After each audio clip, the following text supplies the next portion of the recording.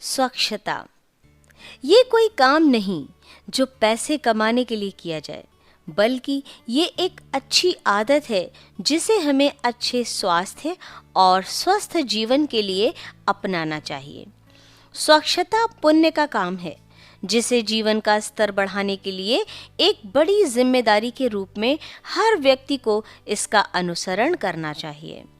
हमें अपनी व्यक्तिगत स्वच्छता, पालतू जानवरों की स्वच्छता, पर्यावरण की स्वच्छता, अपने आसपास की स्वच्छता और कार्यस्थल की स्वच्छता आदि करनी चाहिए। इसी कड़ी को आगे बढ़ाएंगे और आज के वीडियो में हम करेंगे कक्षा 6 से गृह शिल्प की किताब से पाठ 2 का अभ्यास कार्य, जिसका की शीर्षक ही है स्वच्छता।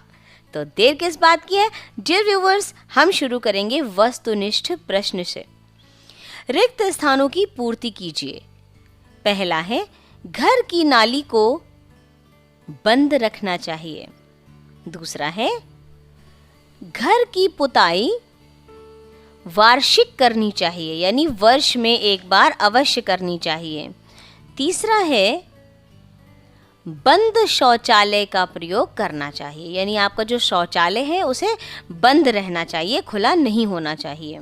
अगला अभ्यास कार्य है अति लघु उत्तरीय प्रश्न और पहला प्रश्न है, विश्व शौचालय दिवस कब मनाया जाता है? डियर व्यूअर्स, विश्व शौचालय दिवस 19 नवंबर को मनाया जाता है। दूसरा प्रश्न है, आकस्मिक स्वच्छता के अंतर्गत कौन कौन सी सफाई की जाती है? आकस्मिक स्वच्छता का अर्थ ही है जो अकस्मात हो, यानी अचानक कोई सफाई करनी हो तो। उत्तर लिखिए। आकस्मिक स्वच्छता के अंतर्गत ऋतु परिवर्तन, जब ऋतुएं परिवर्तित होती हैं, तथा शादी विवाह के अवसर, यानी अचानक घर में कोई शादी तय हो जाती है और शादी का कोई अवसर होता है, तब ये आकस्मिक स्वच्छता होती है। तीसरा अभ्यास कार्य है लघु उत्तरीय प्रश्न। पहला प्रश्न है, हरे तथा नीले रंग के कूड़ेदान का प्रयोग क्यों करते हैं? डियर व्यूअर्स, आपने चलते फिरते आपने देखा होगा कि नीला कूड़ादान भी होता है और हरा कूड़ादान भी होता है। तो गीले कचरे फेंकने के लिए हरे रंग के कूड़ेदान का प्रयोग करते हैं तथा सूखा कचरा फेंकने के लिए नीले रंग के कूड़ेदान का प्रयोग किया जाता है। दूसरा प्रश्न है, सफाई का क्या अर्थ है? ये बात बहुत ही इम्पॉर्टेंट है, क्योंकि जब तक हमें सफाई का अर्थ समझ में नहीं आएगा तब तक हमारी सफाई की तरफ हमारा ध्यान ही नहीं जाएगा।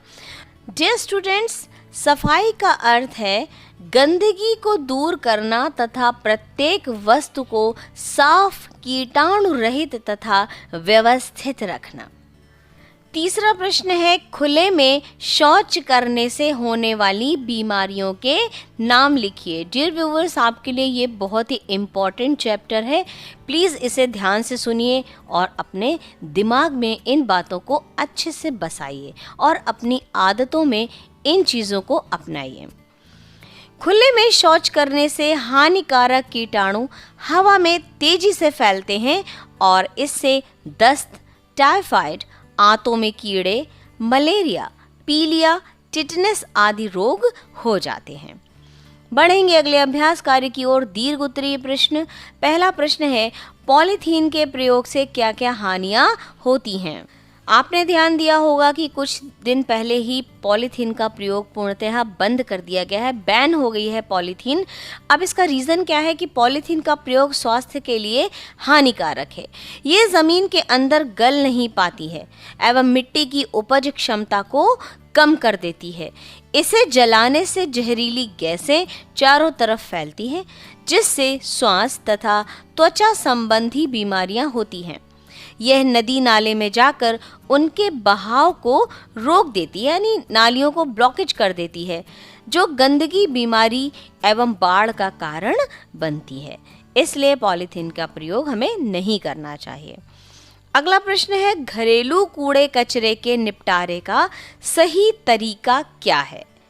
डियर व्यूअर्स, अनेक प्रकार का कचरा घर में निकलता है। गीला कचरा भी निकलता है, सूखा कचरा भी निकलता है, सब्जियों के छिलके भी निकलते हैं, चाय की पत्ती भी होती है।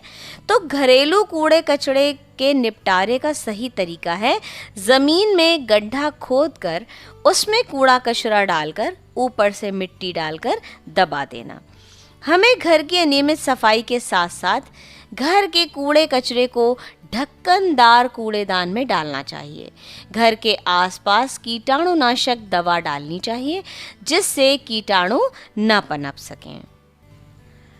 डियर व्यूअर्स, यहीं पर समाप्त होता है हमारा छोटा सा अभ्यास कार्य। हम जल्द ही मिलेंगे अगले वीडियो में एक नए अभ्यास कार्य के साथ। तब तक के लिए अपना ध्यान रखिए, हमारे साथ बने रहिए। अगर आपको हमारे वीडियोस अच्छे लगते हैं और आप मेरे चैनल पर नए हैं तो प्लीज़ चैनल सब्सक्राइब कीजिए, लाइक कीजिए एंड शेयर कीजिए ताकि अन्य बच्चे भी मेरे इन वीडियोज़ का लाभ प्राप्त कर सकें। खूब पढ़ें, खूब बढ़ें। Thank you.